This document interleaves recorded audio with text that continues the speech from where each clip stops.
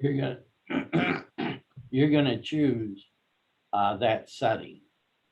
So anyways, uh, I think he might went over this. If he wasn't, I wasn't paying attention. But looking at your screen down here in the lower left is what they call the mic, and you want it to have across so we don't hear background noise. So whoever that was, you should find your mic and mute yourself. And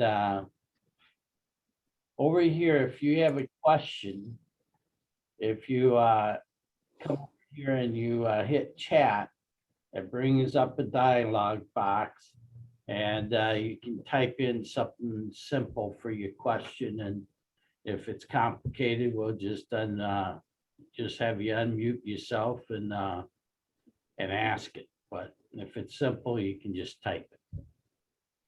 And so this is what I'm talking about over here. When you click here, it's going to come up with the dialog box. And right now, Isaac is the one that's going to be checking the questions, and he's listed as Behler-Young, correct? Correct. That's correct. All right. So in this program, what we're going to be doing is we're going to be identifying the components of an AC and a heat pump. We're going to cover defrost cycle, noise issues. There's a calculator out there. It's called the subcooling calculator. It's like a slide chart. And we're going to go over how that works. And you need to have good airflow, and they're assuming you have good airflow when you're using this calculator. So we're going to go over different ways of checking airflow. And also compressors. The factory claims that a good percentage of the compressors that come back aren't, they don't find no defect. So we're going to go over compressors. Just, how to ohm them out. So on the AC products, these are going to be air conditioners only, just like our furnaces. We have different tiers. So legacy is low end, preferred is middle of the road, and evolution is the top end. And some of these units will only work with evolution, and other units, evolutions might be able to work with the thermostat. So you have to know your product. And because we've had a few people sell a unit that works with evolution only, and they sell a stat, and then it doesn't work. So you got to make sure you know what you're selling. Same thing with the heat pumps. Legacy, preferred, and evolution. So an air conditioner is really, or the word air conditioning is anything that changes the air. So for example, if you are just moving your airflow and it's going across the filter, you're conditioning your air. If you turn on your furnace and you add a couple degrees, or let's say you got a 70-degree return and it comes out as 130, you're warming it up. That's also considered air conditioning. But for our purpose today, we're talking about a air conditioner outside that changes, drops the temperature, and in the process of dropping the temperature, because we're making it colder, it takes out humidity. And in the process, what we're doing is we're absorbing heat, in the space where it's not wanted, and it absorbs it in the refrigerant, and it takes it outdoors, and our outdoor unit gets rid of the heat or rejects it into a place outside where it's less objectionable. A heat pump is the same device, except for what it does is it has a reversing valve, changes the refrigerant flow, and instead of absorbing heat in a space and getting rid of it where we want, they reverse it. They absorb heat from outdoors and puts it indoors where we do want it. And it's not quite the way it's worded here, but that's pretty much the same thing. So this is what we have here is just a basic AC unit. And we have a compressor. And what this compressor does is it, just like it says, it compresses refrigerant, turns it into a hot gas.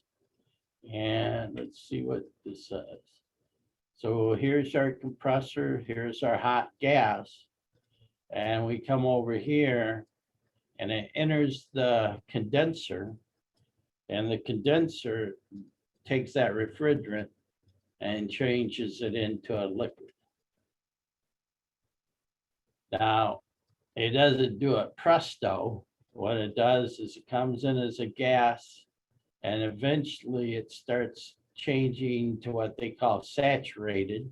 Saturated is where it starts to condense, but not completely. It might be a partial liquid, it might be partial vapor. And then as it goes through, then it eventually changes all the liquid. So you don't see no more bubbles here. And then it's still, even though, it changes to liquid, that's because we have like, we're going to call this 200 degrees, and your outdoor air is 85. So as this 85-degree air goes across that 200, it cools it off. And when it cools it off, it changes it to liquid. And the goal here is when it comes out of the condenser to be all liquid. And they actually were cooling it a little bit below saturation point, and they call that subcooling. So right here, as we're coming out, we have subcooling right here. Then we should have a filtering device in here somewhere. Some people put it outdoors, some people put it indoors. And so anyways, we go through our filter, we have our metering device. And what a metering device does, besides meter refrigerant, in the process, it creates a pressure drop. And when you drop pressure, you also drop the temperature. So as we go through this metering device and we drop temperature, we're going to get like a 40-degree temp. And this refrigerant is called flash off. It's a combination of liquid and gas. And as it goes through this coil, it's going to get heated up. Because remember, this is 40 degrees. Our air going across here is probably 72 or 75 since we're in the AC mode. And if this is a 40-degree coil, it's going to absorb temperature as the air goes across it. It's going to heat up that refrigerant and change it all to vapor by the time it comes out. And then it's supposed to be total vapor, and they call that superheated. And it comes through the suction line back to the compressor. Now this metering device is a TXV. And what we have is a sensing bulb going up here to the suction line. As the suction line changes temperature, this right here has gas in it, and it goes back to your TXV. So it's going to respond to the temperature of the suction line. If you add a load, which means adding heat, it's going to sense that it's warmer. The pressure in this bulb is going to expand and open this valve. As it cools off, it's going to close this valve. So it's just responding to what's going on to the system. So there's our saturated vapor, which means combination of liquid and vapor, but the goal is for it to all be vapor when it leaves that evaporator. And then it returns to the compressor and we start all over. So a heat pump does the same thing in the cooling mode as we just described. But in the heat pump mode, what it does is it reverses the flow. And to do that, we need a reversing valve. And because we're running this thing at cold temps, they will frost up. So we need a defrost board. And we needed an outdoor sensor so we can, set it up in the thermostat to tell it what temperature to change over. And then usually you have two sensors, one for measuring the outdoor temp and one for measuring the coil of the heat pump. And because we reverse refrigerant, we also need an extra metering device, and it's on a basic unit, it's a piston.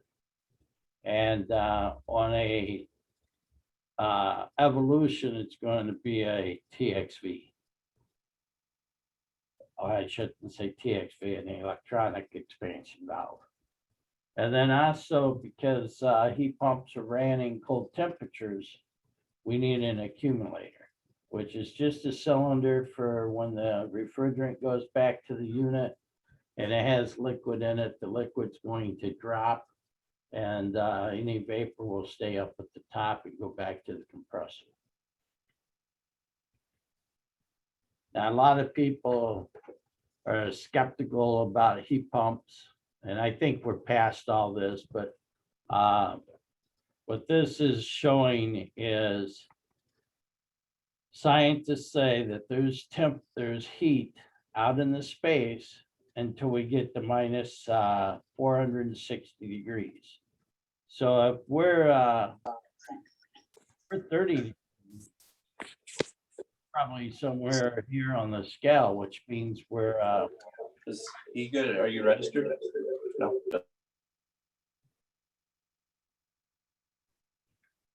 sounds like someone needs to mute themselves. So anyways, there's plenty of heat out there to be taken out of outdoors and putting it indoors. So here's what we got going on. We have a heat pump, which reverses refrigerant depending on whether we're heating or cooling. In the summertime, we have an indoor coil, should be around 40 degrees. And we got warmer air coming across it. That heat gets absorbed in the refrigerant. This refrigerant goes outside. We have a hot coil and we got 90 degrees coming across it. And basically absorb, comes across, picks up the heat and rejects it outdoors. In the wintertime, what we have is we're going to start with the outdoor unit. Where out here we got when your temperature goes, let's call it a 40-degree outdoor air. This coil is going to be 20. So as that 40-degree air goes across, it's going to pick up the heat and it's going to take it inside. And then this coil is going to be warm. It's going to be, let's call it 110, 120. And if we got 68-degree air going across it, it's going to pick up some of that temperature and put it in the space. So a furnace is going to do like 134 discharge air. A heat pump is going to be more like 100 degrees. And a lot of that is based upon your outdoor temp and what your indoor temp is. So there's no specific numbers. Now, because we do have a heat pump, we need 2 metering devices. The one indoors will be working when we're in the AC mode. The one outdoors will be working when we're in the heat pump mode. So the outdoor metering device on a basic heat pump is a piston. That piston is inside the outdoor service valve. And one of the popular questions is, you know, when they're installing it and they see it, they want to know if they should take it out. Well, the answer to that is no, you leave it in so we can meter. And the way this piston works is in the heating mode.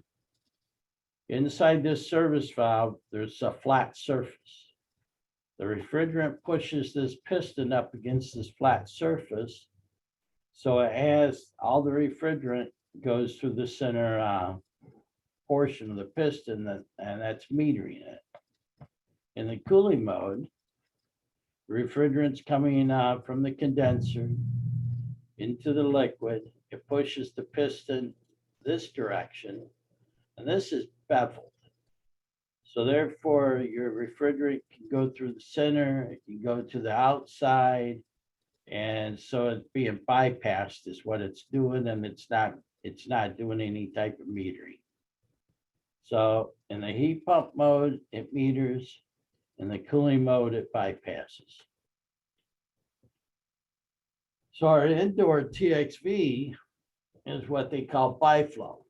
It goes both directions, but like the piston, it only meters one way. So here we're talking about the cooling. And what we're doing is there's a check valve in there. And that check valve is up here. And basically it closes and it forces the refrigerant to go through a orifice, which is metering. And in the heat pump mode, this check valve opens and it allows refrigerant to bypass. So a TXV on your indoor coil does not meter in the heat pump mode. It just meters in the AC mode. So this is a heat pump in the heating cycle. Here what we have is our compressor. Then we have our reversing valve. So what this is going to do is this is going to, the compressor's running, we have hot gas, comes through our reversing valve. It has to find its way out of here. And when it's in the heating mode, it's situated where the hot gas goes into the indoor coil. And because this is warm gas and we got cold air going across it, we're going to pick up heat and put heat into the space. And then it comes out as a liquid. And here's our indoor TXV. It's going to bypass it. And then it goes to that piston. And the refrigerant goes into the piston. You know, you got that flat surface. So it has to go through the hole, and that meters it, drops the temp. And then as it drops the temp, then you're got a cold coil, colder than what the air is. And as the air goes across, it picks up heat. and it takes it back and we redo the cycle. Now with the heat pump, there's three places for you to put your gauges. And this is just showing that the piston is in your service valve, which is down here. If you pull this rag cap off, you'd see a piston. Now, when you check in it in the AC mode, this is your high side and this is your low side. This one down here is low side all the time. So in the AC mode, you really have a choice of two places to put your low side gauge. You can put it here, or you can put it here, because they're both going to be your low side. But when it comes to heat pump mode, this is now your high side, and this over here is still your high side. So you have to, when you're in the heat pump mode, you have to put your high side here, and you have to put your suction here. Now, I said this is high side, but that's probably not a true statement, because you come out of here from your compressor, high pressure, high vapor, goes to your evaporator coil, changes it to liquid. So it's only going to drop it maybe like 20 pounds. And that's what you're going to see here. So you're going to see the pressure drop of that indoor coil. So a lot of times people, they'll call me up and they'll say, wow, there's something wrong with this heat pump. My pressures are pretty much equal. Well, when they tell me that, then we have a discussion on where you should have your gauges. And most of the time, they have their high side here and their low side there. And in their minds, 20 PSIG difference is pretty much the same pressure.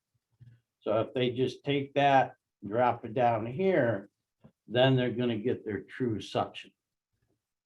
So just remember, when you're in the heat, checking heat pump pressures, your high side is here, your low side is here. So reversing valves, that's what's going to be switching your refrigerant. And I used to think all you had to do is energize this coil and it's going to do its thing, but that's not totally true.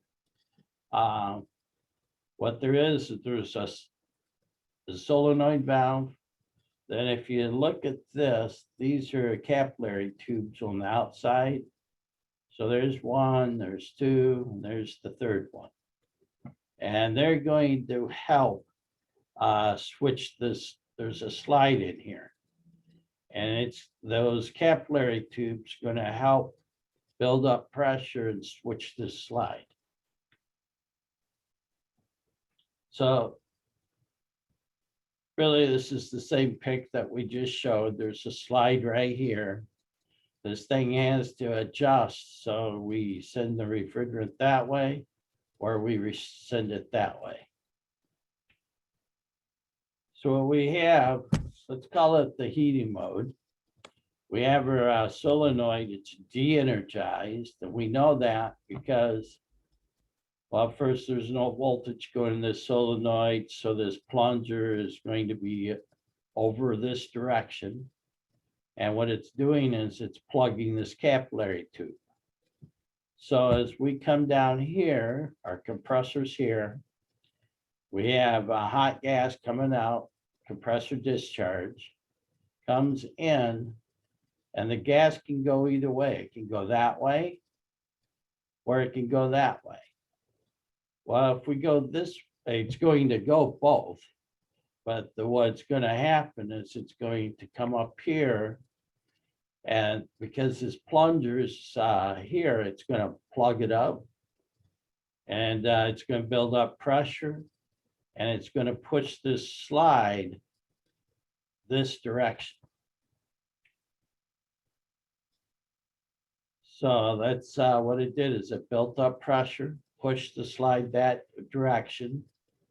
Our our compressor discharge comes in as gas. It pushed that slide that way, so it goes to the indoor coil. So now let's say we're going to do a cooling or defrost. This right here is going to get energized. When it energizes, it builds up a magnetic field. This gets magnetized, gets pulled in. And when it gets pulled into that magnetic field, now this is plugging this discharge or this capillary tube. So what's going to happen is as the gas comes out, it has options that way and that way. But as it goes this way, this blocks it, builds up pressure, and forces this slide to go this way. And now our refrigerant goes to the outdoor coil instead of the indoor coil.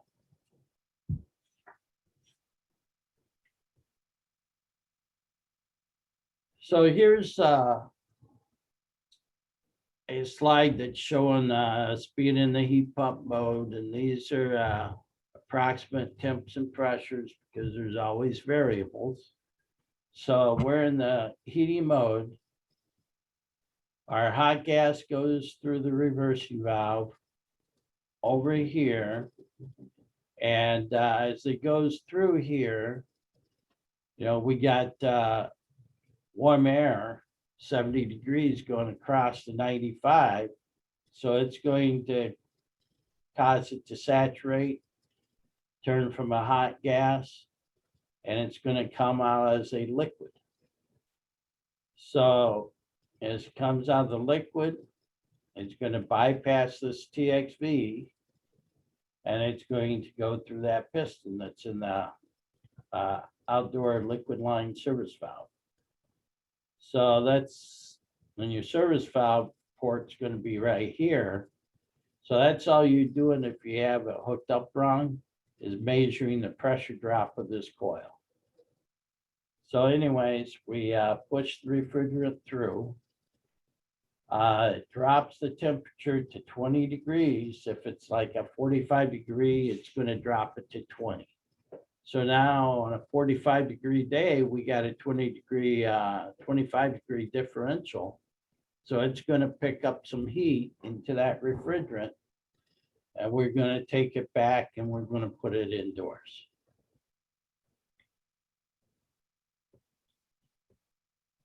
So that's the way the refrigerant flows in a heat pump. And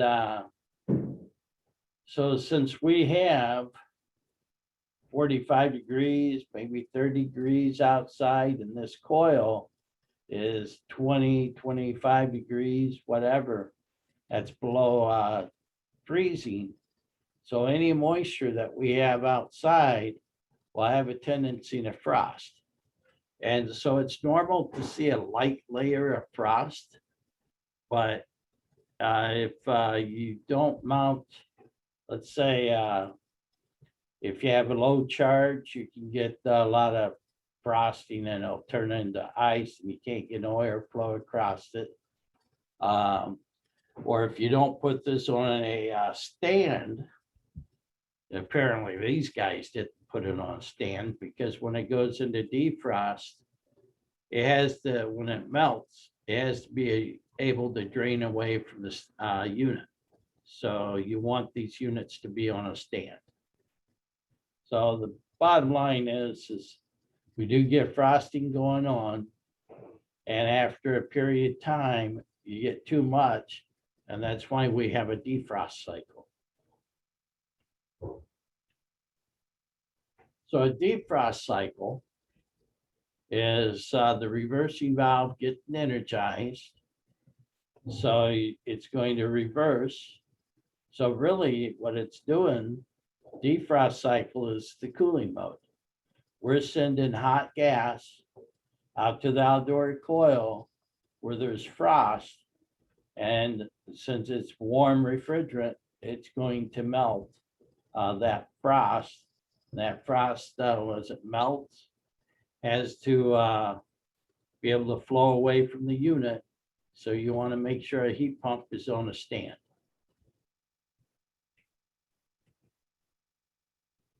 So to get this thing to defrost proper, they have defrost boards. And pretty much every unit out there has its own type of defrost board. What this one is doing is, I forget what this is. It's a basic unit, maybe like a 215. This is a pain unit. This one here, they've been using since the 90s and they're still using the same board. And this one here, it's a higher end.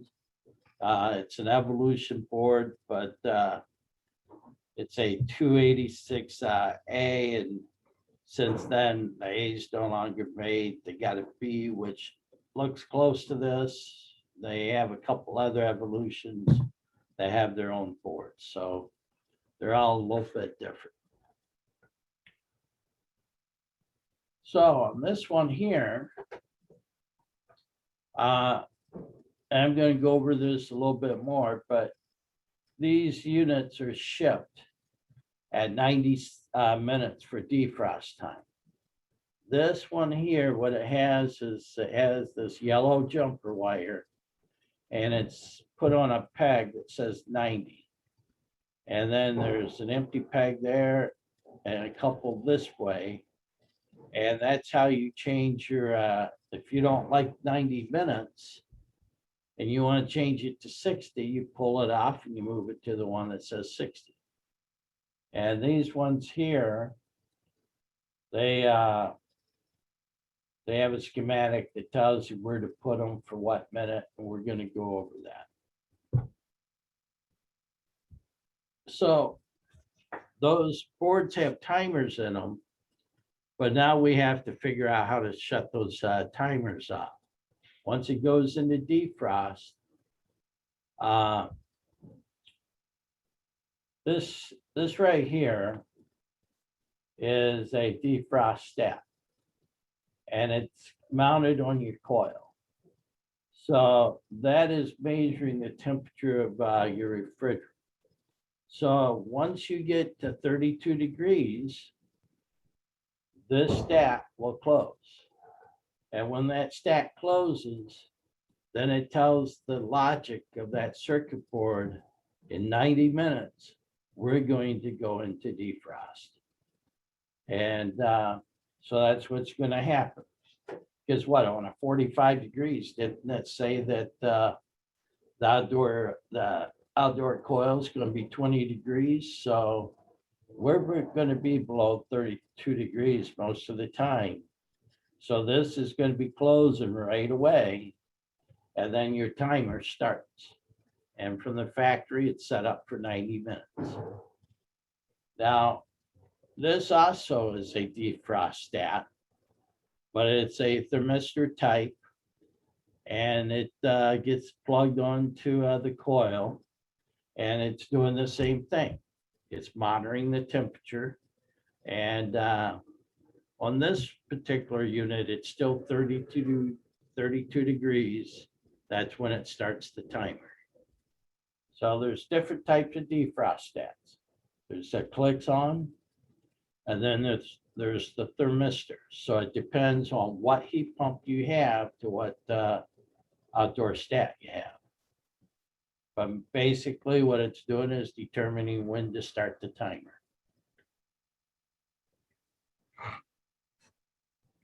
So the ones with the defrost, with these dip switches right here, this is what it's showing is from the factory, it's 90 minutes. And sometimes it's hard to tell, you know, which is which, if this is on or if this are on. But right here, it's saying that the switch, when it's pushed all the way down, is on.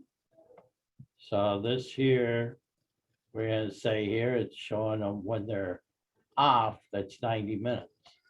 When they're down, that's 120. So that's setting it up, but basically 90 minutes is a good time frame, so most people just leave them alone. On defrost boards, they have speed up buttons, or I should say post. And what they tell you to do is short across them, so you're gonna have like spikes is what I call them. And when you jump or across them, it speeds things up. For example, there's a 5-minute delay on these boards. If you jump across those spikes, it'll get rid of that 5-minute time delay. And also you can use those spikes to determine if your defrost stat is working or not. Because down here, it says defrost will terminate in 30 seconds if your defrost stat is open. If your defrost stat is closed, when you do it, it's going to make it run. It's going to make it run through the defrost cycle. So you can, force this thing into defrost by going, to these speed up buttons and shorten across them.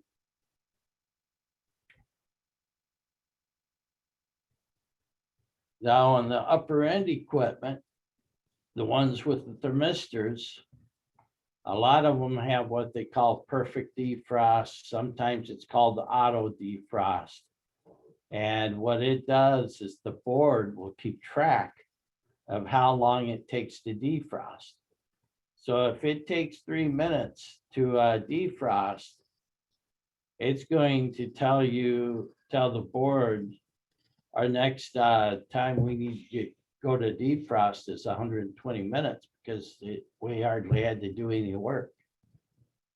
So down here, let's say the defrost took 6 minutes.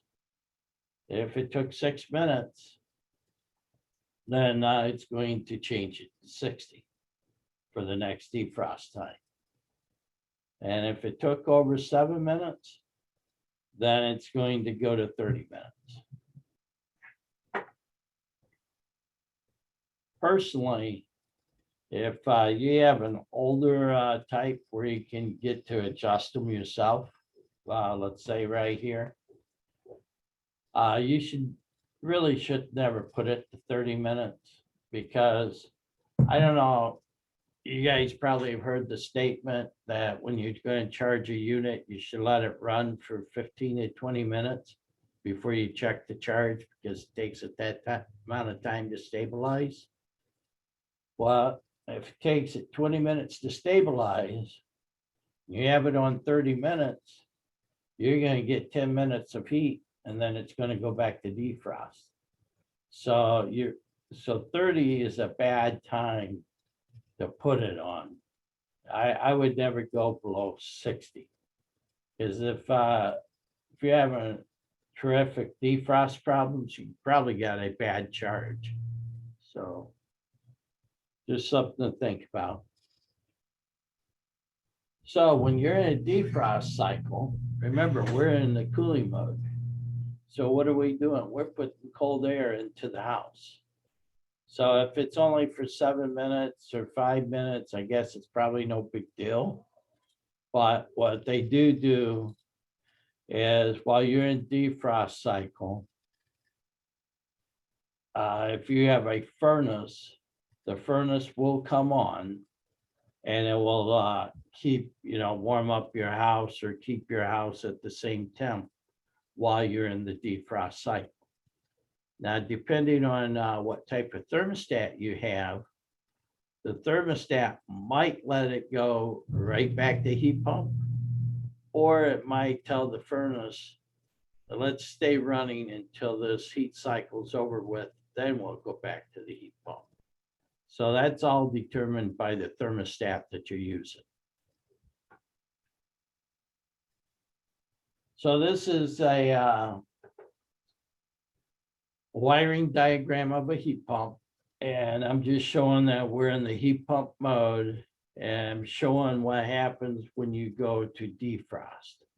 So right now, what we're doing is we're running a heat pump mode. You always have power to the circuit board on R. So that's a given, that's always there. And of course, we should have a common somewhere. It's not showing it on this diagram, but you got a common. And you get power to Y, whether you're in heating or cooling, because Y tells the compressor to run. So that's what we have right now in the heat pump. We got R hooked up with the common, and we got Y going out to the board. And because we have no power to the reversing valve, that tells us that we're in the heat mode. For us to go to the, so yeah, Y, R, not energized, so that's gonna let the refrigerant go to the indoor coil first. So let's say our defrost, oh yeah, here's a relay right here. This is on defrost board. It says, OFR, which is outdoor fan relay. So it's closed. So our outdoor fan is running in the heat pump mode. When we go to defrost, because we timed out, this is what happens. Our relay opens up. So that means our fan no longer runs. Our compressor continues to run.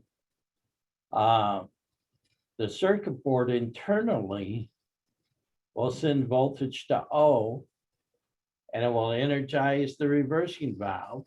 Well, our reversing valve just now switched, so our refrigerant flow goes to the outdoor coil. So we got hot gas going to the outdoor coil, melting that defrost or melting the frost. And this W2 wire, this relay closes, puts 24 volts here, and we're sending 24 volts to W on the furnace. And so that tells the furnace to come on. And this is where I was saying it depends on your thermostat. When you're done with defrost, your thermostat might keep the furnace running, or it might just take this all away and go back to heat pump. So that's determined by your thermostat. And you can see down here, what it says is that defrost stat, when it gets to 65 degrees, it's going to terminate defrost.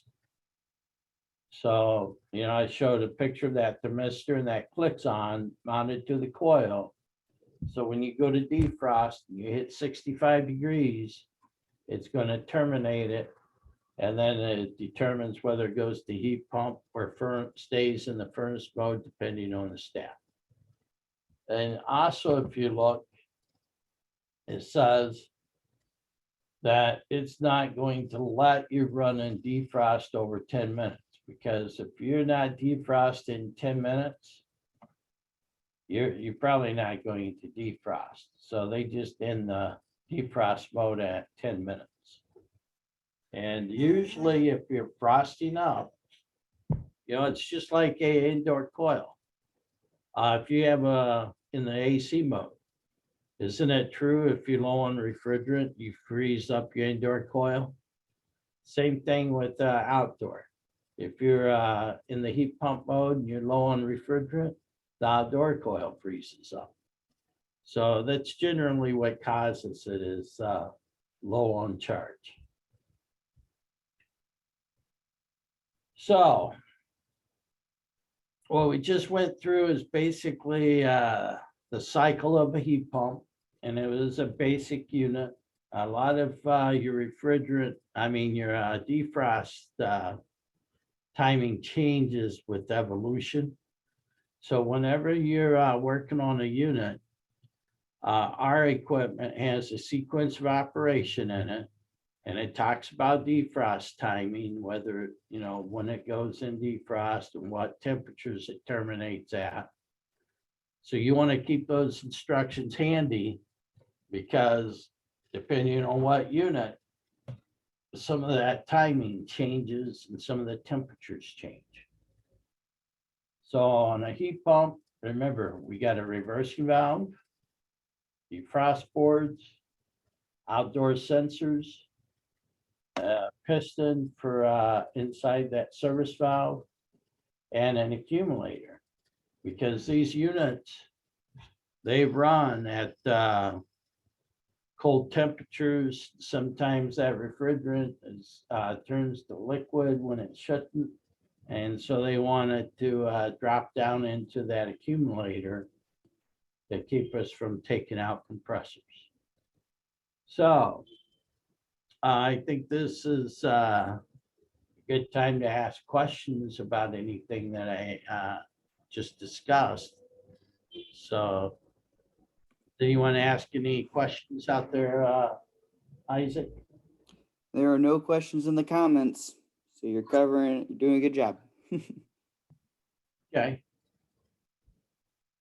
So what we're gonna do is we're gonna talk about general installation. And I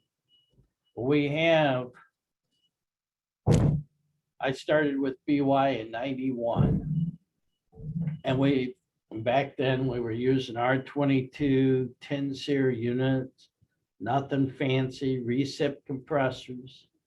And we've always had issues with noise, and it's usually due to the line sets.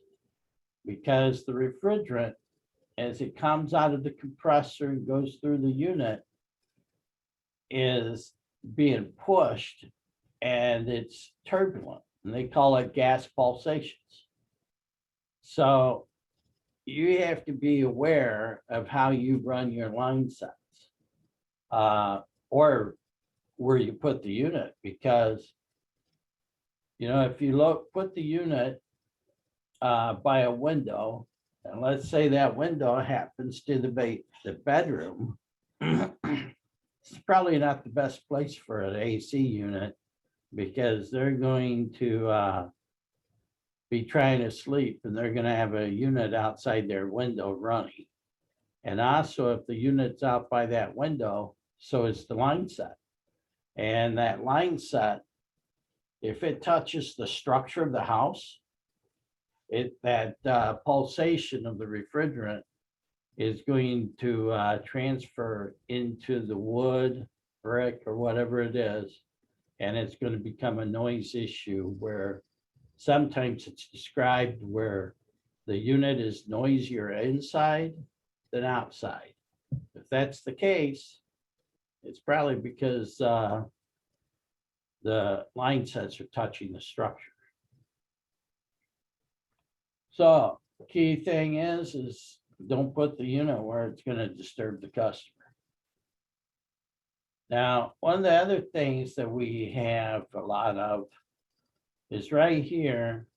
They suggest that you leave some slack between the structure of the building and the unit.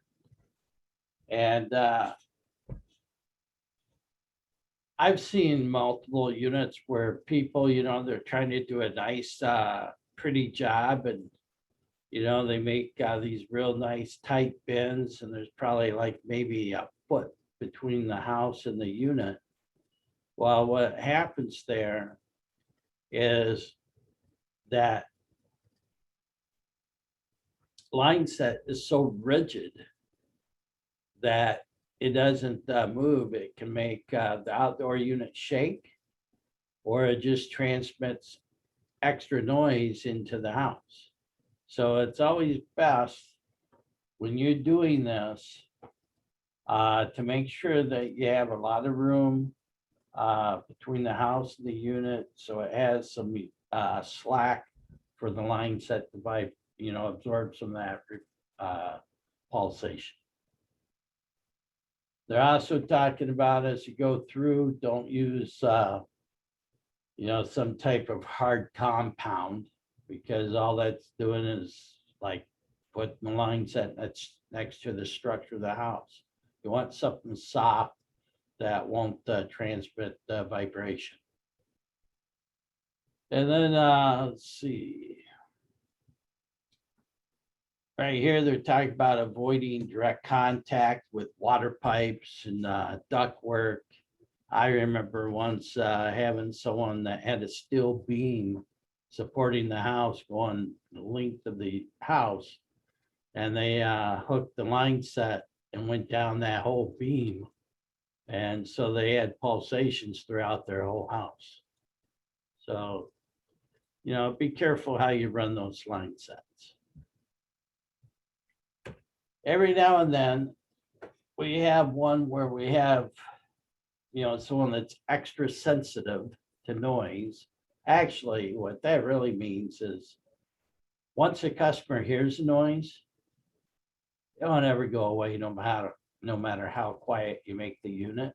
So you really need to do a good job the first time around. But what the factory has been recommending, and they've been recommending this for at least 20 years.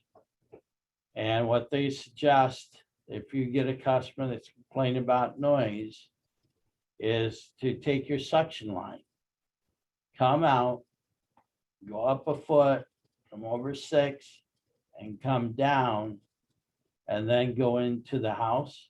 Because what this will do, it changes the harmonics of the refrigerant. And plus, this has given us room to, for the line set to absorb all that pulsations. So, yeah, we probably, I think, maybe 4 or 5 calls a year, we might have to do this, but, it does take care of the problem. So something to think about. And it's also, it used to not be in the instructions, but it is nowadays. And this is just showing pictures of the line set going, this is supposed to be the structure of the house. And they're just showing, how when you run the line set through this structure, you make sure you don't touch the structure, because if you do, you're going to transmit noise into the house. And this is showing that when you use a hanger, you want to use a wide hanger, at least 1 inch. Because if you use like a copper hanger for like water pipes, and it's like a wire type hanger, eventually that wire is going to crush this insulation and come in contact with the actual line set. And down the road, it will become a noise. So there's all kinds of reasons for noises. If there's a service manual, and it has a whole page of noises, and it talks about if it's wah wah, you do this, and if it's just a hum, you do this. But they do have a page that talks about different type of noises and ways of getting rid of it. So, and another thing that you want to do is when you're setting your pads, a couple years ago, we had someone that when they were installing ACs, they were just throwing the pads down. They weren't leveling them. Some people were throwing them like they had stones, like the white, stones that are like 2 inches diameter. They threw them on the stones, and you really have to do a good job of putting that pad in place, leveling it, making sure, it's not on a hard surface and that type of thing. So you got to start with that pad and make sure you do a good job first. So the next thing that we're going to talk about is charging a unit, and this says non-communicating. And we're talking about a 113. So, that's just one out of many models. And if it has a TXV, we're going to be using a subcooling calculator. But they're assuming that you have correct airflow. If you got low airflow, you're probably gonna, by the time you get this thing charged up per this calculator, you're probably gonna find that it's undercharged, and you just set it, due to the slide because the numbers worked, but you're really low on refrigerant. So you always want to make sure when you're using this calculator, you got good airflow.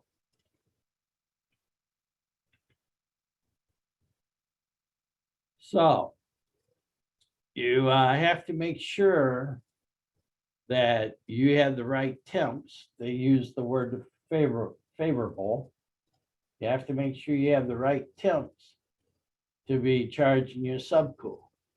Because if it's cold outside and you got cold inside, your subcooling is going to be real high, and you're not going to be able to adjust it with this. So what they have, they're also putting this in the installation instructions nowadays.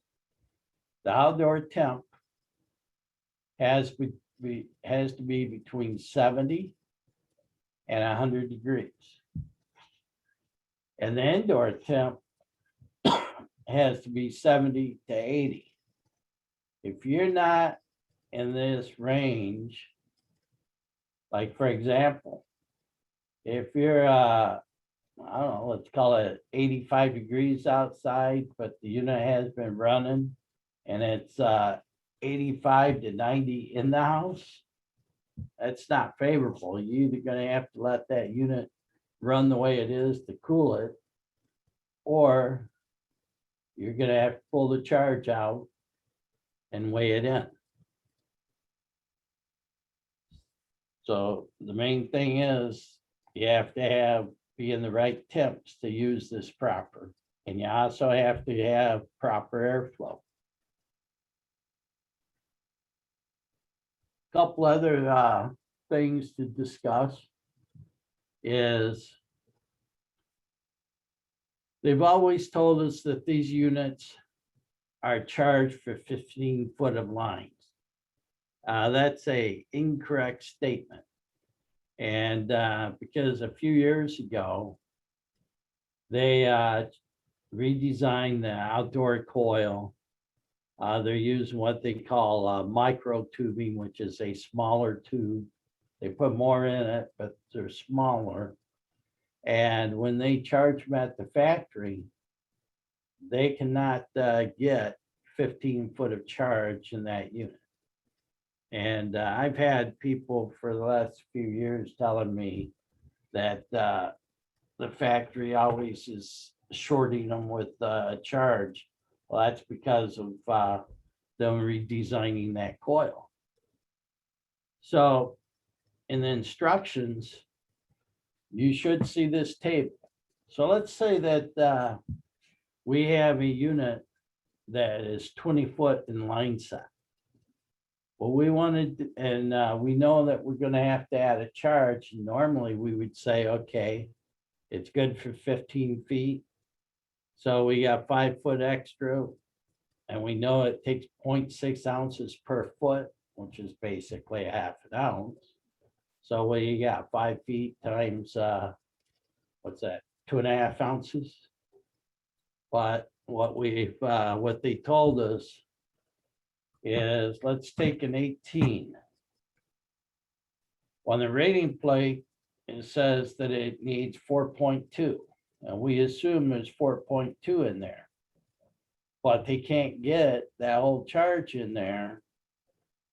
They can only get 3.15 in it. So that we decided, because we're doing a 20 foot, and we got 5 foot, that's 2.5 ounces. We actually need to subtract the difference here. Let's just call it 1 pound for sake of argument. We actually got to put 1 pound and 2.5 ounces in it. And this chart's in the instructions nowadays. So if you go to a 2-ton, that one requires almost the same amount of refrigerant. So it's pretty much the same as the 1.5 tons. The 3-ton, it needs 5.3. They can only get 4.6 in it. Now the 42, apparently they can get all the refrigerant in it that they need. So that's not an issue. Same thing with the 5. So you got to find this chart in the instructions, so you know how much refrigerant to really put in if you're weighing it in compared to subcooling.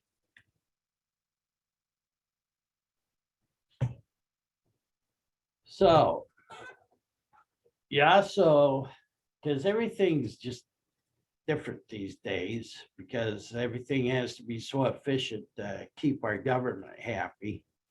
And so we got high efficient units. And what this is showing over here, this is a heat pump. It was installed during the summertime and they ran fine. But once it went to heating season, see these heavy bands of frost? That happened within like 2 minutes of operation. And what we determined is the dealer would add refrigerant, and that frost band would go away. And it would work for the heating season, but then the next summer, he tripped pressure switches because you put too much refrigerant in. And what we found, this is a 14 SEER, so it's not all units. That's why you got to read your instructions. This 14 SEER, there is a page in there that was telling us that depending on what coil you used, I think he had 1.5 tons, maybe it was a 2-ton, I don't remember.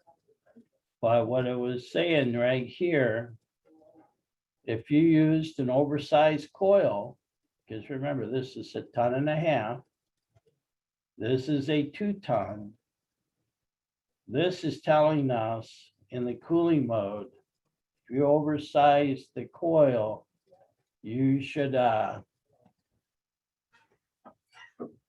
a little extra charge to it. And what that +3 is, that's +3 subcooling. So if you look on your reading plate, it tells you what the subcool should be. It'll tell, most of the time it says 10, but that's not always true. So this is saying, if you oversize the coil, they want you to go 13 degrees subcool. And it's not on, like I said, 1.5 tons. As long as you see this one here, I guess it's a 2-ton, but you don't need to do it. But it's a different unit than this one. So you just got to look in your instructions to make sure they're not telling you to do something different with the charge. So when you're weighing in a charge, you have to look at your liquid line. And most of the time, you're supposed to be 3/8. You never go on residential equipment. You never go to 1/2 inch. You stay at 3/8. Because see how at 3/8 you got 0.6 of an ounce? With 5/16, which is a little bit smaller, that's 0.4. So what these are is if you have more than 15 foot, you're weighing it in. If you have 3/8, you do 0.6 ounces per foot. If it's a 5/16, you put 0.4 per foot. If you go to 1/2 inch, the amount of refrigerant per foot is 1.1 ounce. So that's almost double of what a 3/8 does.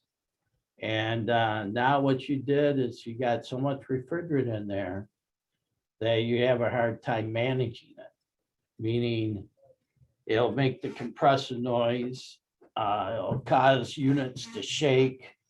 And so you just never want to go past, you never want to go a half inch on residential equipment.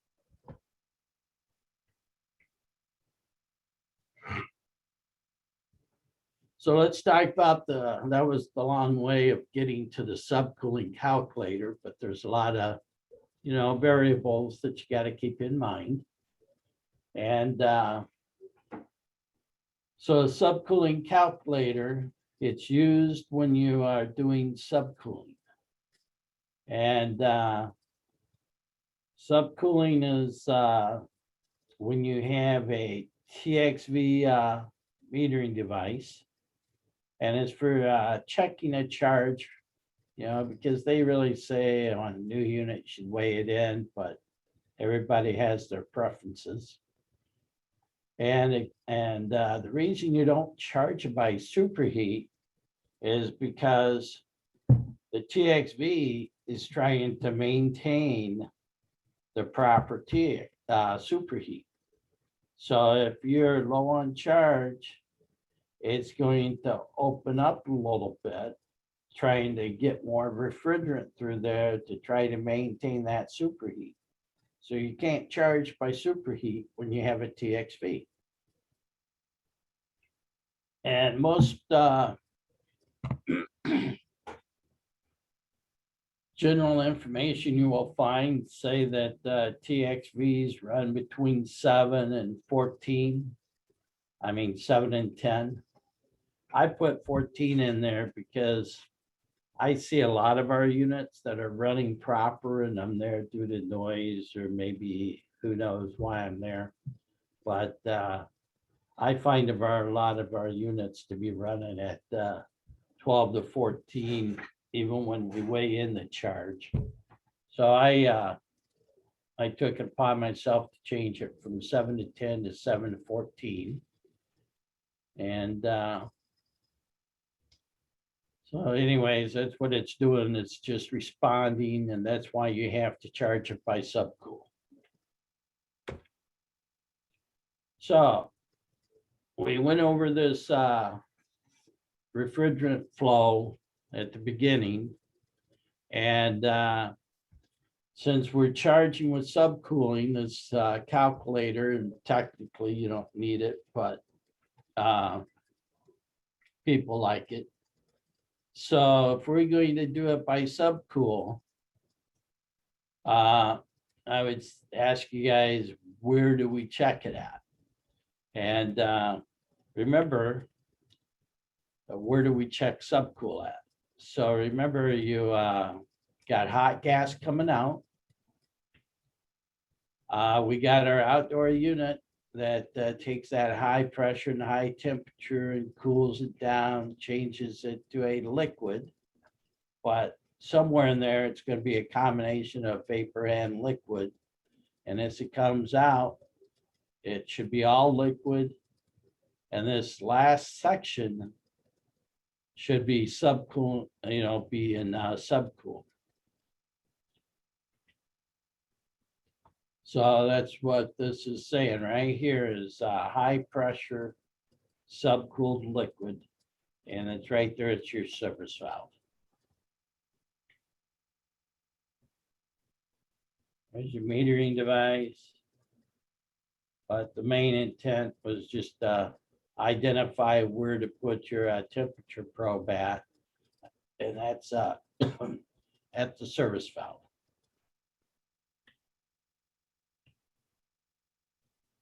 So what we're going to do is we're just going to measure what our subcooling is. I don't think we're going to do anything with it. We're just going to measure. So to measure subcooling, you take your the temperature on the liquid line. So here's our liquid line right here. And we got 72 degrees. And then what you do is you have to have a TP chart. And a TP chart, nowadays, a lot of this stuff is built into the gauges and older gauges, they used to have you dial with temperature on it, and you could use that for a TP chart. I happen to have an app on my phone that gives it to me, so what we're gonna, so you gotta at least get your TP chart, because what that does is tell you at what pressures you have saturated temp at. So for example, this right here on our high side, it's saying 230. So we come over to a TP chart. It says 230. On my app, if I put 230 in there, it gives me the saturation, and it says 78.5. So we bring this 7805 right here. We take our actual liquid temp, which is on our liquid line. It's 72. We come over here and we put the 72, we subtract it from 78.5. That tells us that we got 6.5 degrees subcool. Now you got to determine, look at the rating plate and see what your subcool is supposed to be. Most of ours are 10. So that's telling us this unit is at 6.5. We're supposed to be at 10. So it's overcharged. I mean, undercharged, sorry.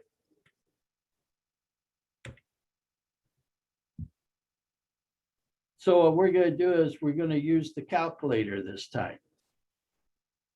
So what we have is we're hooked to the high side, low side. We have our temperature probe on our liquid line. Our pressure is 395. And you'll see something in here that says flow restrictor. In the old days, they used to call that a fast charger. Because remember, our 410's a combination of two refrigerants. So you want the tank to be upside down, unless you got a 20-year-old tank.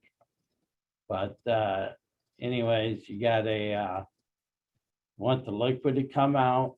It goes, when you're charging it through there, it goes through this metering device or flow restrictor or fast charger, and it takes that liquid, it makes it drops pressure, and it goes out as gas, and that way we're not feeding liquid to the compressor. So anyways, I strayed it a little bit. So we got 395 and we got 105. That's our temp, that's our pressure.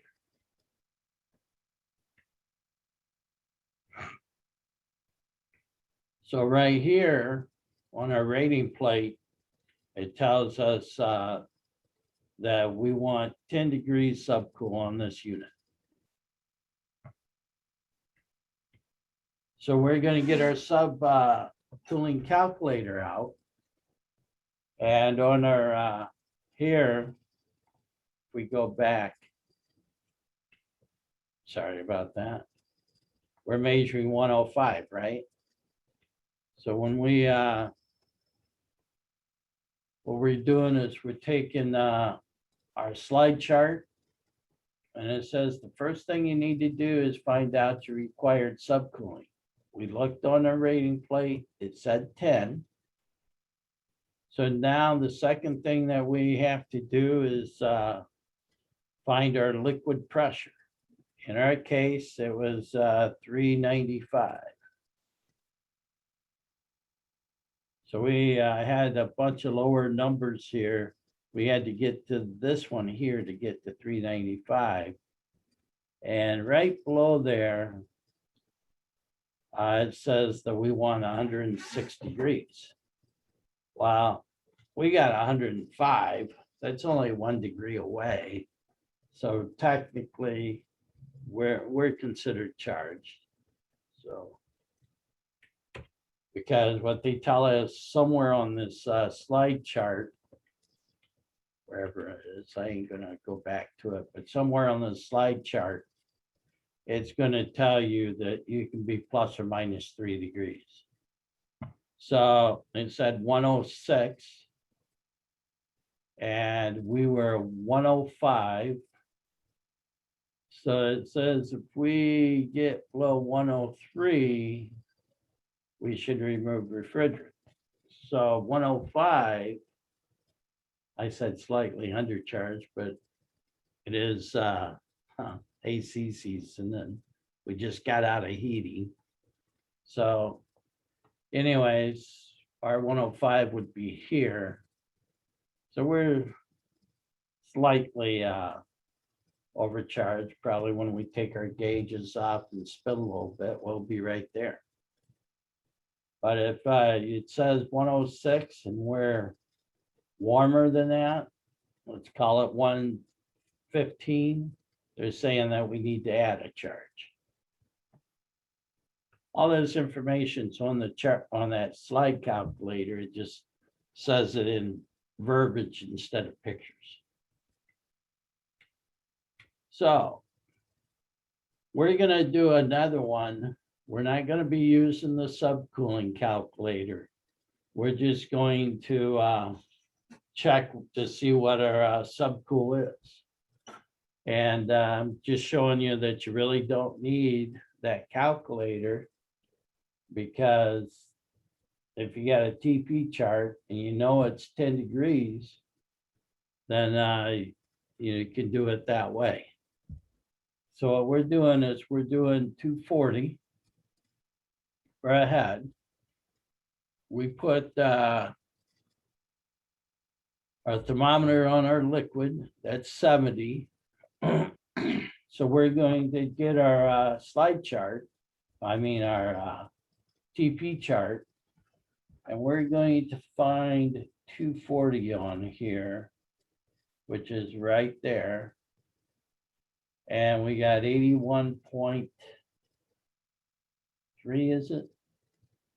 And I dropped that number. I just left 81. So that number came from our chart over here. This number came from our temperature. So we're going to do the math. We're going to subtract 70 from 81, and we have 11 degrees subcool. And the unit says that we need 10. So we're charged. And we didn't even use that calculator. But you do need to know, if you don't have a TP chart, then you do need that calculator.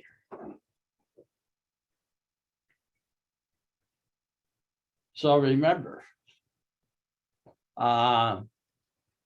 they tell us that this calculator, if you don't know what the airflow is, you're gonna get inaccurate information if you use this calculator.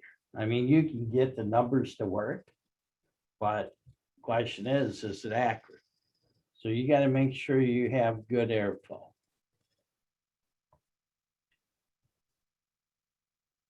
So, we got any questions?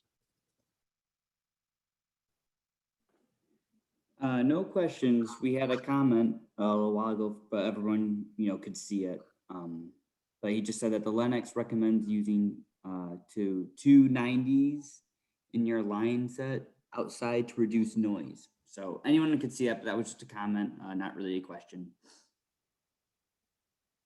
What was that comment again? It says Lennox recommends using 290s in your line set outside to reduce noise. That's actually, when you think about it, that's probably a good statement. I mean, we don't say that, but we went through that U-bend, and so I could see where those 290s are breaking up that pulsation. So that right there just tells you that it's refrigerant being pumped from the compressor that's pulsating. And it's not just the Payne and Bryant units, it's all units because they all use the same compressors. And actually, not on any of these units, but on our high-end Evolution unit, they're actually saying to put the liquid line filter dryer outside because it acts as a muffler. Usually we put the filter dryer at the indoor coils, so if you get debris and contaminants and stuff like that in there, that it protects the coil and the TXV from getting plugged. But on very high-end stuff, they tell us to put it outside, muffle that refrigerant. So probably good practice to put a couple elbows out there. So anything else? Looks like I got, Nope, what's that? looks like I got long-winded. So we're going to do a 10-minute break. And according to my trusty phone, it's 10:26. So we're going to get restarted at 10:36. Okay, Sounds good. Hey, Larry, I have a quick question for you. you do. Yes. And everyone else, you can go on break. But how long, when you take the core test and pass it, how long until you have to take it again, before it expires? One more time. You know, the core test for NATE testing? Are you familiar, or should I ask Dave? And this is your question? My question's regarding that subject. Yeah. Are you- How about I give you a call because I'm getting some type of distortion, not hearing you. Okay. I was gonna ask Dave, but I figured I would try you first, but I'll shoot Dave an email. Just text it to me. Okay. Hey, see you, bye.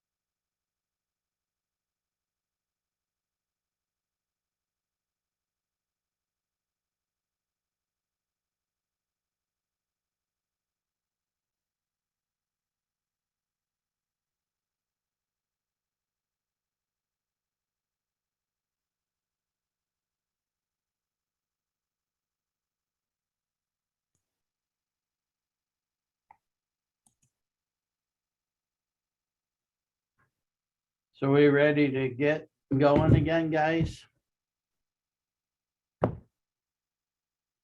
Sure we are.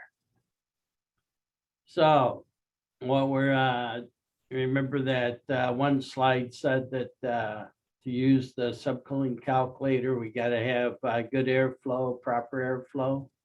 So we're going to go over checking airflow for a while, then compressors, capacitors, and I should end it.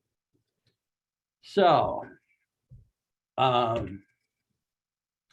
airflow matters, and it's funny, I see this picture with all the flex. I was on a job yesterday, they were checking temperature rise and all this and trip and limit. And when I got there, that's sort of what this was like. It had rigid for the trunk, but they ran all the flex off of it. And you gotta remember that flex, depending on your flex, only handles 70% of what your rigid slide calculators would say. So if you got a duct calculator and it's for rigid, it's only gonna move like 70% of what that says. So, and that's assuming it's straight. So if you got a bunch of bends and dips, then it's less than that. And this was just a nice little pick. I guess the guy didn't want to put a curb down, so he just set them on top of the old unit and ducted it in. So the factory's pretty big on knowing what your airflow is. We have charts that tell you what their flow is. And one of those is external statics. And external, that's a key word here, is external. So if you're looking at a ESP chart for a furnace, then the back coil is external. So when you're checking static pressures, you have to take your static underneath this coil. And that's not the easiest thing to do. So what I do is I take this front cover off, I drill a hole right there, and that's where I put my static probe at. And what I do is I put my static probe, you hook up a rubber tube to it, you route your tube. If you look at your condensate pan, there's a small hole right there. So I route my tube through there, put my probe there, and then I hook up to my gauge. So that way I'm underneath this coil.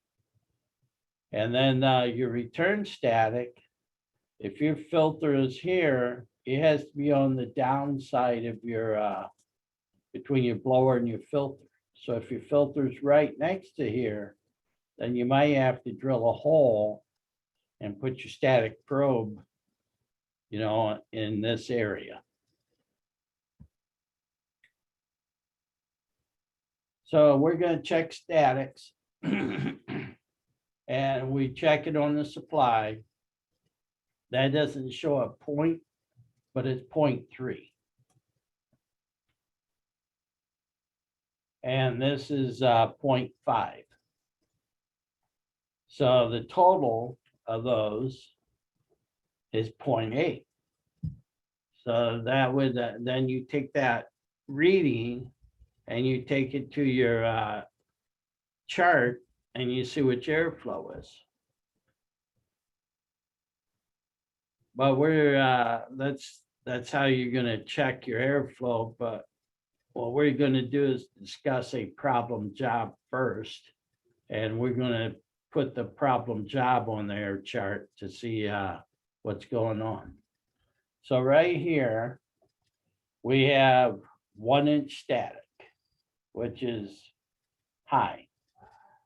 So, what we're doing here is We have our supply over here.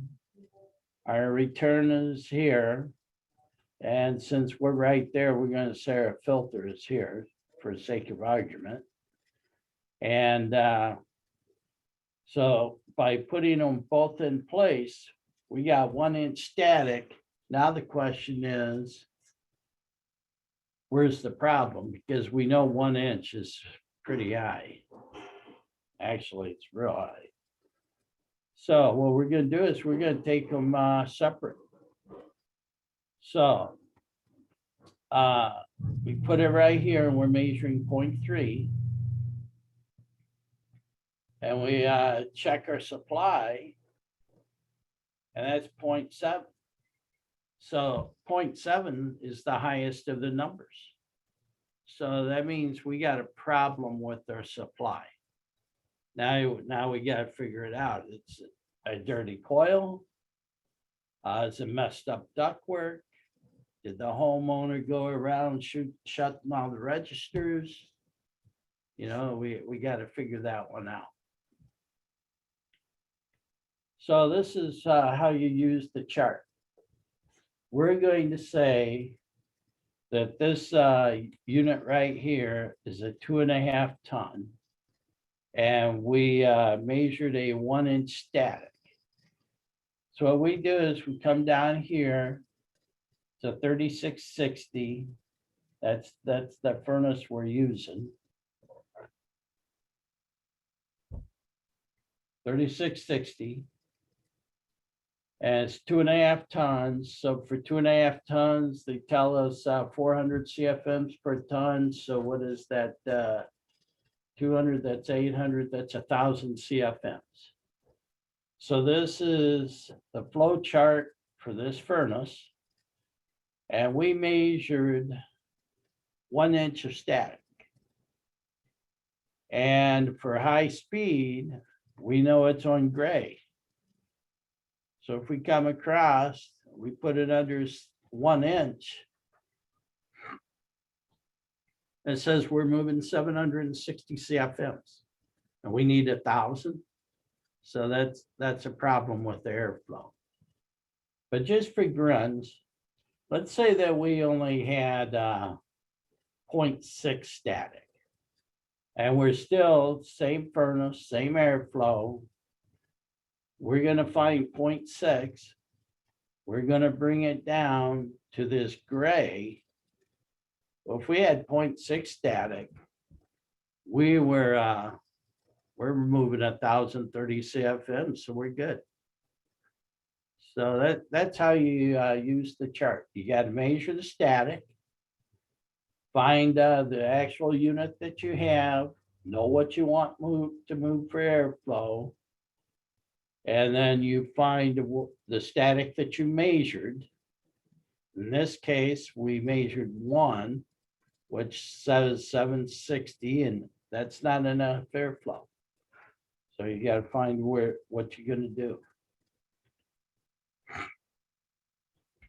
So let's say you don't like your readings.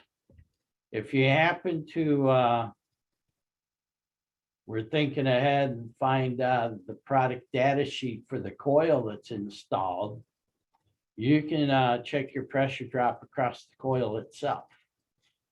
Because what they have is, I'm not sure what model number coil this is, but what they do is they give you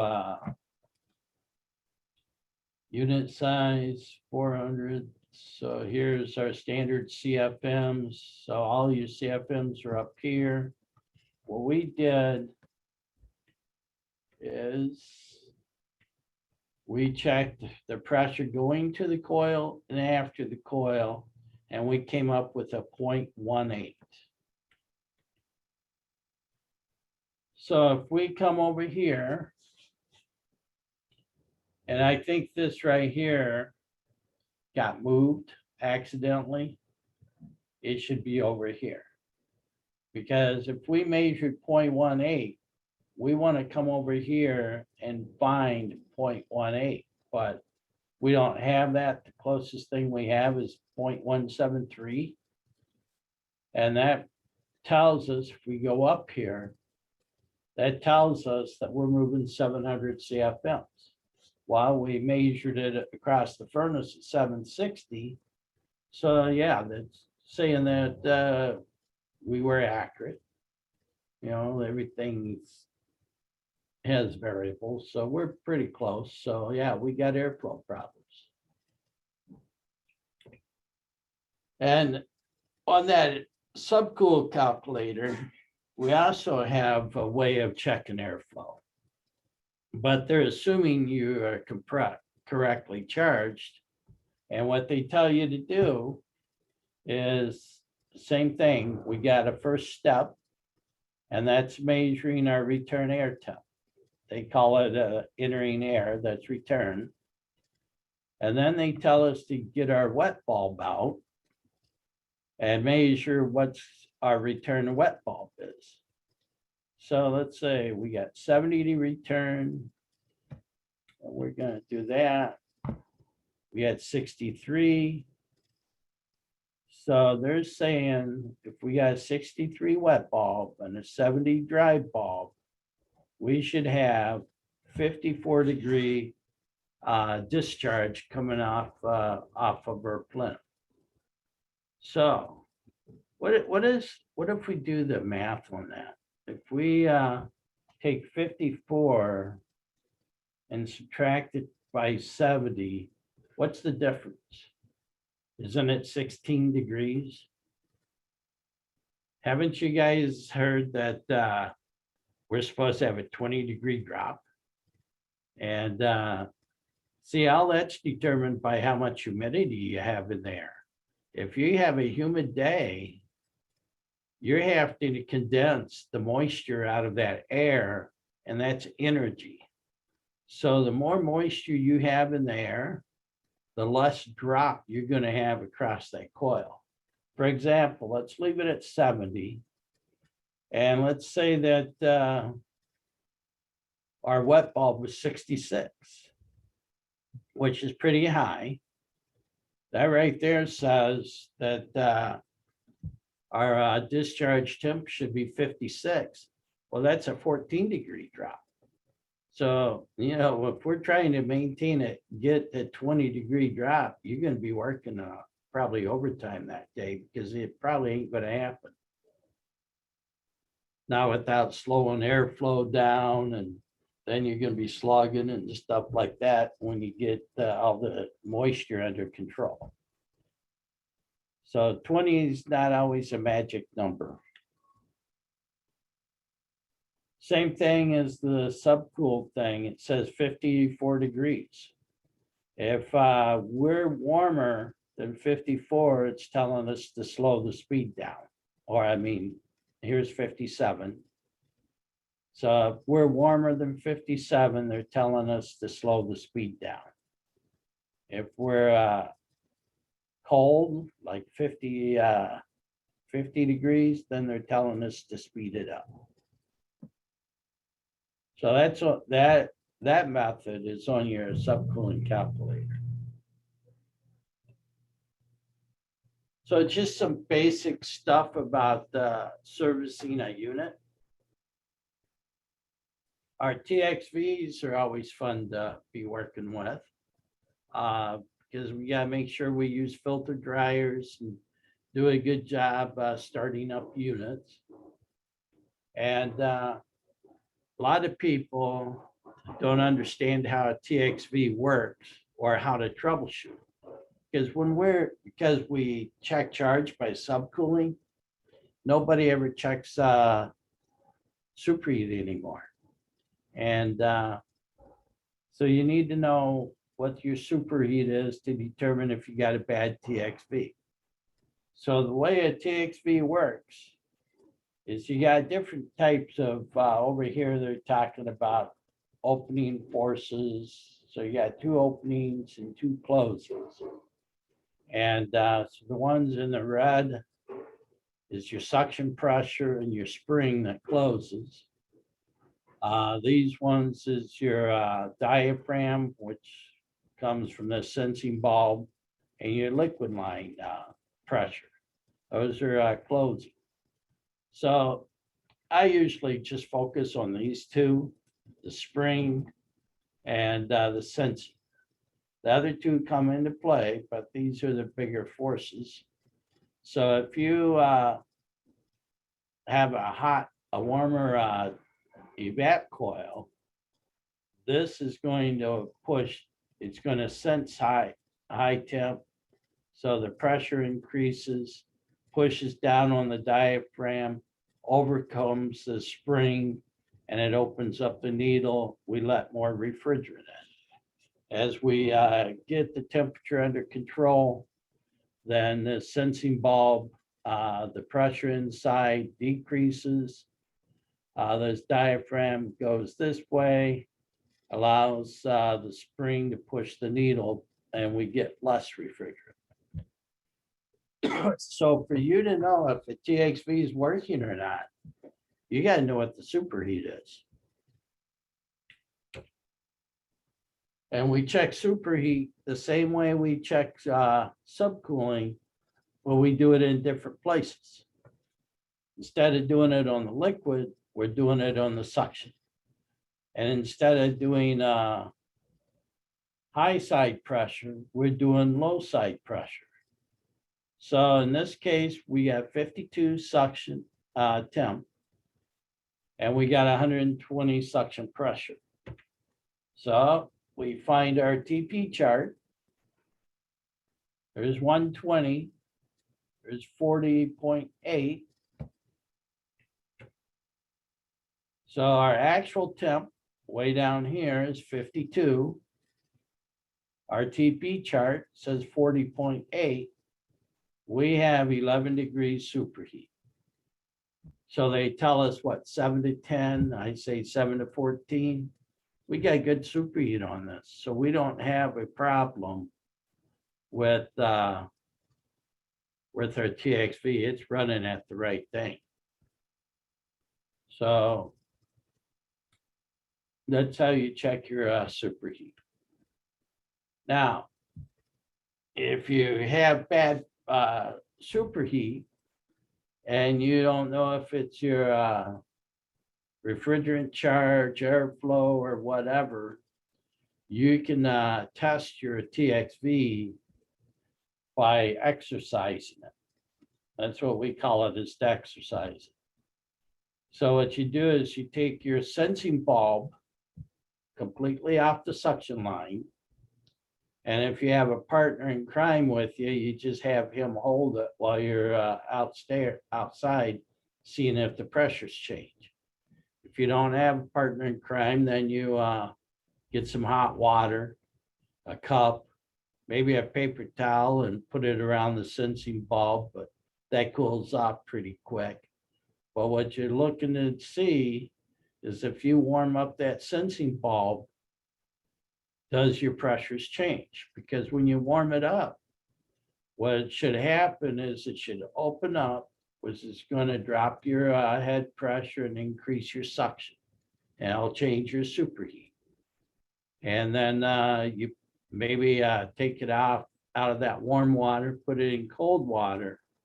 That's going to cool it off, shut the needle valve, drop your suction pressure, raise your head pressure. And if you do that, that tells you your TXV is working. Now, if something caused it to miscalibrate, that's a different story, but usually if they fail, they just don't work. So that was the TXV. And here we have compressors. And the intent here is, I have people that call, talk about compressor, they think it's bad. They haven't even ohmed it out. And then you ask, and then you get the feeling after a while, they don't know how to ohm it out. So we're just going to go over how to ohm out a compressor. And this talks about identifying the start winding. Well, a start winding is a smaller wire than the run.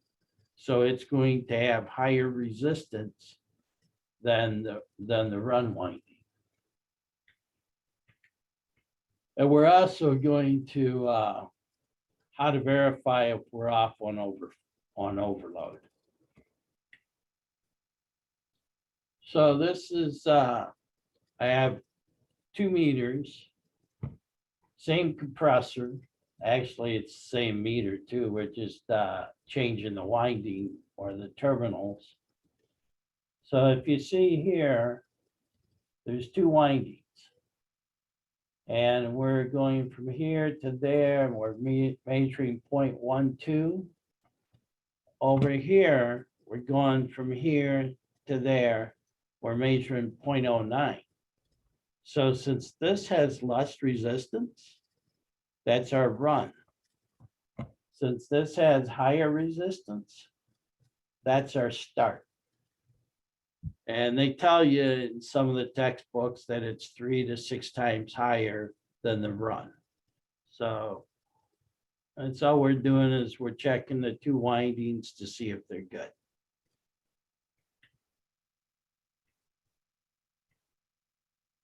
So what we're doing here, remember we got our start winding and we got our run winding. And this is our common terminal. And basically they both go to the same terminal, so they call it common. So what we're doing is we're ohming out. Do I have this in the wrong place? Yeah, we're going from here to here, and we're getting resistance. But when we go from common to start and common to run, we're not getting resistance on either winding. So how can that, to me, that makes no sense. But what I do know is the overload is in the common terminal or the common circuit. So when you go from the start to common and you don't get resistance, it's because this thing right here is open. Same thing here, common to run. We don't get no resistance. That's because our overload is open. And since our overload's there, it doesn't create any obstruction here, and yet we get 0.2. So that means if we get resistance from R to S, and we don't get it from S to C and C to R, our overload is open. And this is a Copeland schematic. So here's our common terminal. If you follow it, here's our overload.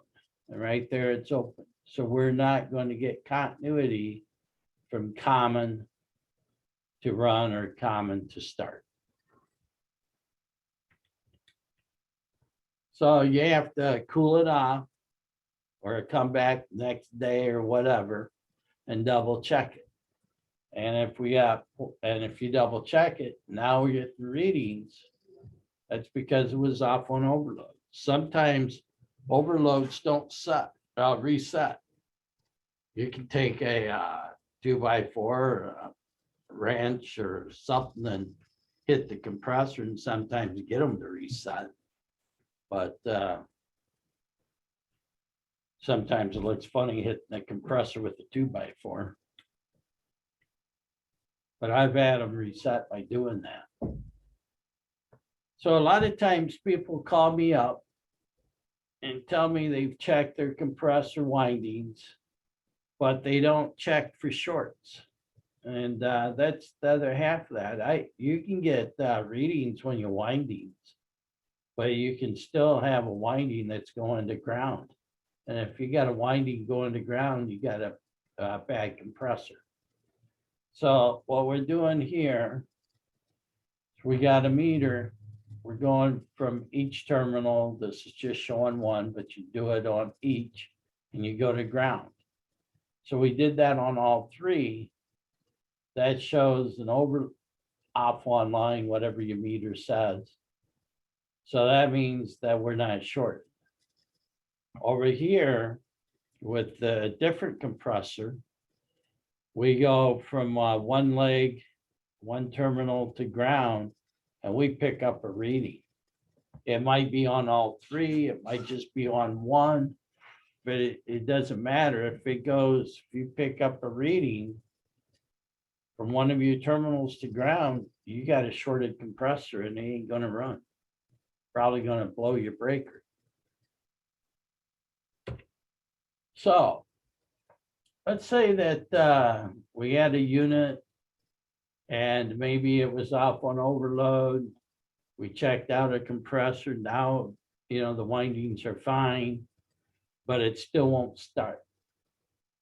That could be because of our voltage, capacitor. Maybe our compressor is getting tight and seized, and throwing a hard start kit on it might take care of it.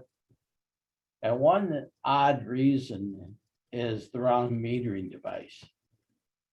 And by definition of the wrong metering device, if you have, let's say we have a 20-year-old unit, it's R22, and the coil has a leak in it, we replace it, and the old coil had a piston. Now the new coil has a TXV, and the TXV is what they call hard shutoff. A hard shutoff means it doesn't equalize. Well, most R22 compressors are pistons or recip type compressors.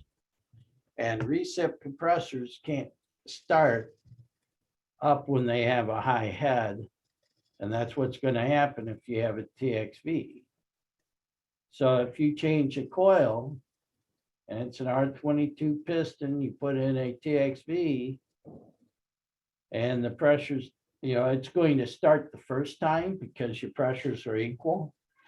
But after it starts and it shuts off and they aren't equal, that compressor is not going to start. So if you get in that situation where you change a evap coil with the TXV, you're going to have to install a hard start kit. So two other reasons is your voltage and your capacitor. Voltage. The proper way to do it is going from L1 to L2, or that's your breaker, or you could go from 11 to 23. That's the proper way to do it. Because we use a single pole contactor. If you go from here to ground, or you go here to ground, you could actually be seeing the same voltage twice. You could have a open fuse, and if you go from here to ground and here to ground, you could be measuring the same voltage twice. So you want to go from 11 to 23 to check your voltage. And if you haven't, another good check is when you're calling for cooling and the contactor is closed, is make sure you have voltage at 21 and 23 also. Because what if this thing's pitted and maybe a bug or something like that's in there, then you don't have voltage from here to there if you go from 21 to 23. Capacitors, if you have a bad capacitor, it can cause a problem.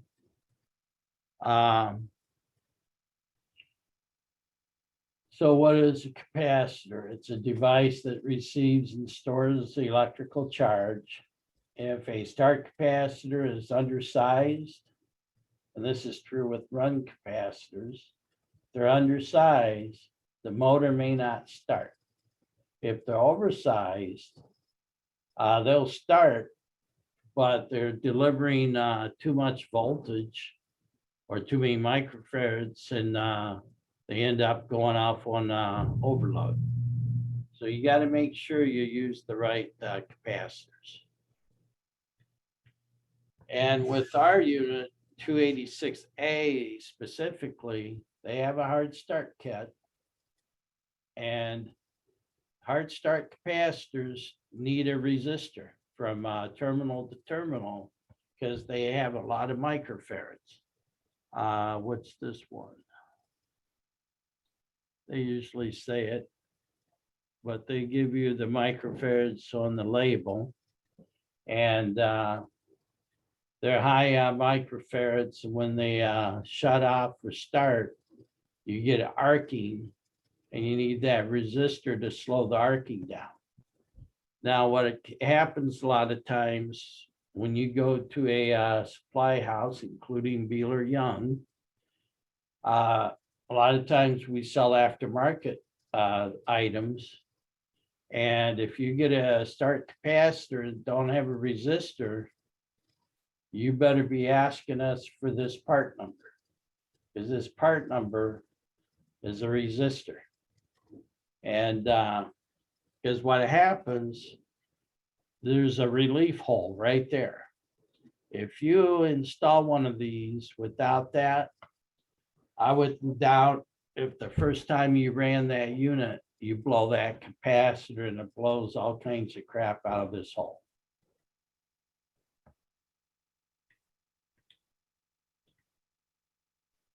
So let's see. As far as hard start capacitors, you need to be within 20% of the microfarads. So usually you just ask us for the right one and we'll give it to you. Run capacitors, they have to be within 10%. So what's 10% of 7.5? It's 0.75. So if you go up to a 10, you're not within that 10%. So you pretty much have to use what the motor says when it comes to run capacitors. And there's all kinds of meters. This one here, it says that's an MFD 110. That means this will only measure up to 10 microfarads. This one here, this one actually plugs into the wall for power, and it'll measure up to 600 microfarads. This one here, it has a icon on it that will measure capacities. So what you do is you make sure it's on this icon. You take the capacitor out of the circuit, put your two leads together, and it should discharge from one side to the other. And your manual usually tells you how to do it.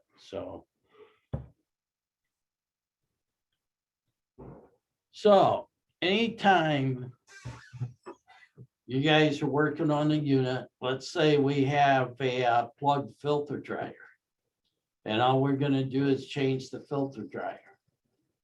Well, first of all, how come it got plugged? It sounds like to me it wasn't, didn't have a good vacuum on it when it was installed, or something in the system was breaking up and set debris. But we're going to change the filter dryer. When you do, you have to make sure you pull a good vacuum on it, or you're going to have issues. A lot of times I ask people to,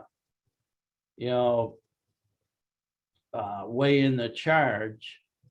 And a lot of times what they do is they just pump it down and put the same refrigerant in. Well, if you got contaminants in the refrigerant, you ain't getting nowhere. You're right back to where you were.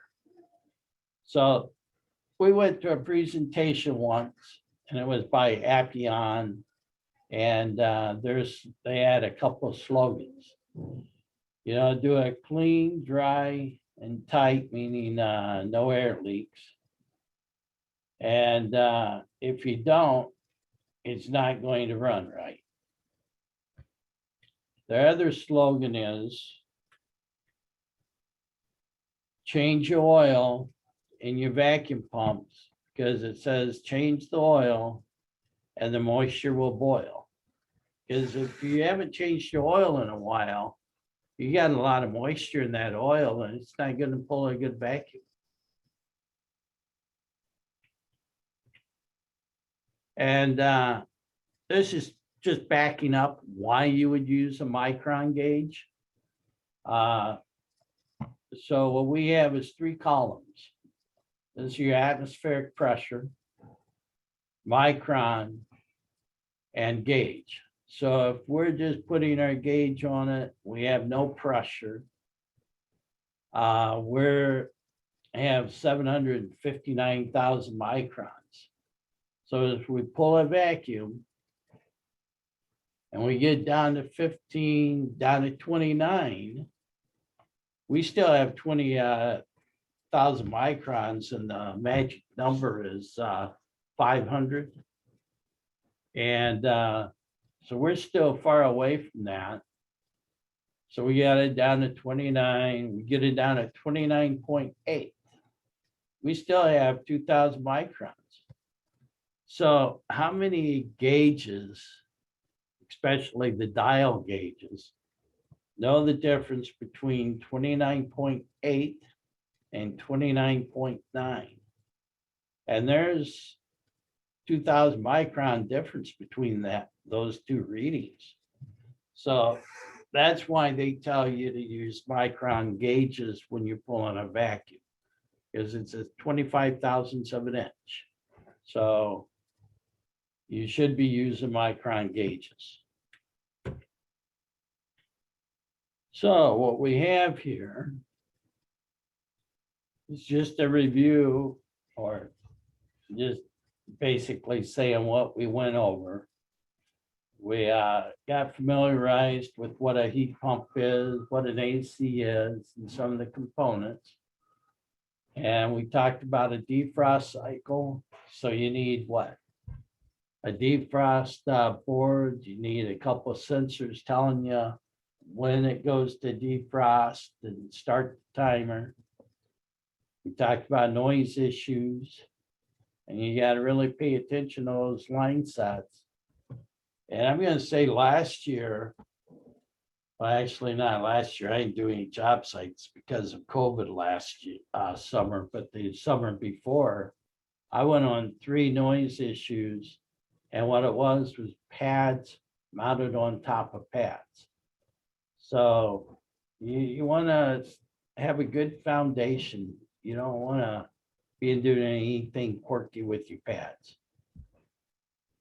Then we talked about the subcooling calculator, how you got to have good airflow for it to be accurate. We talked about the static pressure chart and how to check the homes for an overload being open, and whether it's shorted or not. So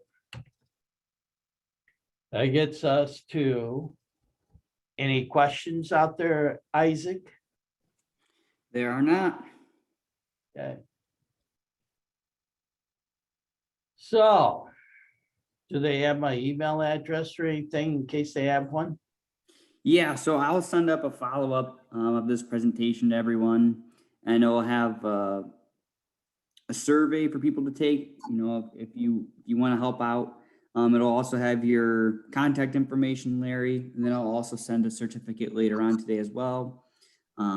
Just saying you completed the course. So yeah, you'll get all that stuff, including Larry's contact information. Well, in that case, if you have no questions at this immediate time, as I said at the beginning, we do appreciate it when you guys get on here and listen to us say whatever we have to say. And I think this is what Isaac was just saying. You're going to get an evaluation sheet, and we'd appreciate it if you complete it. And what else? That'd be it. So Perfect. I guess I do appreciate you guys coming, and yeah, I know it's a little awkward to ask questions because by the time you type it, I'm about 3 subjects later. And so if you have a question, send me an email and I'll answer it. Okay, That sounds good. Hey, thanks so much, everyone, for joining on, and thank you, Larry, for giving a great class. Everyone have a great rest of your day, and feel free to reach out if you have any other questions. okay, see you guys. Bye.